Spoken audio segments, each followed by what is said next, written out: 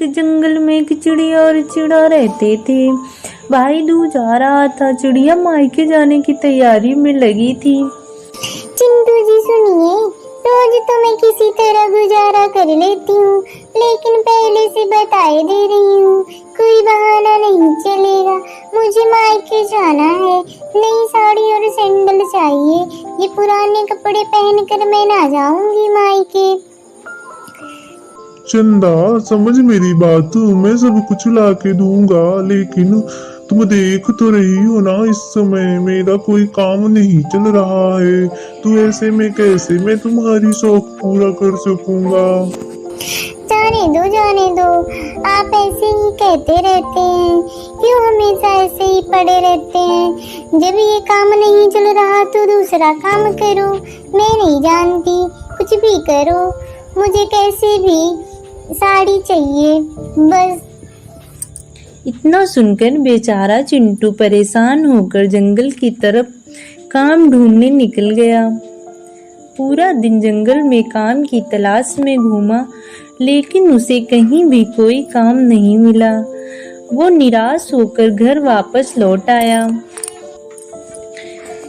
चिंटू जी आप आ गए, अरे वाह मेरी साड़ी।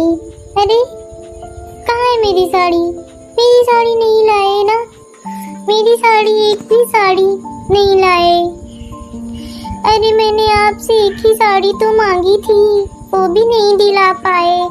फिर बता दो, कोई बहाना बता दो, रोज एक नया बहाना बता देते हो। चिंटू कुछ बोलता इससे पहले ही चंदा ने उसे खूब सुनाया। बेचारा चिंटू रात भर पड़े पड़े सोचता रहा और सुबह होते ही फिर काम की तलाश में निकल पड़ा। फिर पूरा दिन निकल गया, उसे कहीं भी कोई काम नहीं मिला। वह शाम को निराश होकर घर वापस आ रहा था और रास्ते पर बैठ के सोचने लगा कि अगर घर पहुंचा तो फिर चंदा कुछ न कुछ सुनाएगी, इससे अच्छा मैं आज घर ही न जाऊं। तभी अचानक उसकी नजर एक घास पे पड़ी। वहां से तेज रोशनी आ रही थी। पास जाकर उसने देखा तो वहां पर एक कीमती मोती गिरा हुआ था। वह खुशी से झूम उठा और मोती को उठाकर सेठ के पास गया।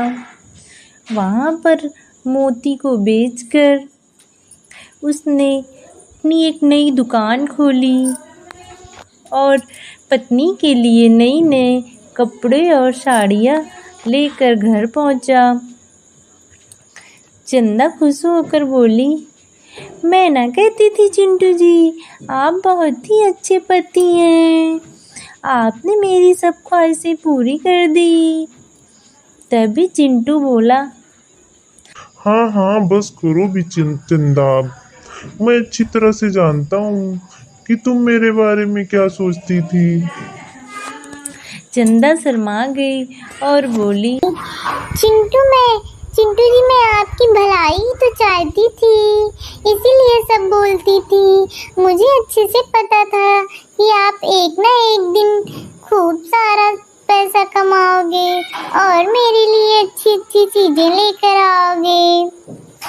चिंटू हंसने लगा और बोला, चंदा तुम कितनी बातें बना लेती हो।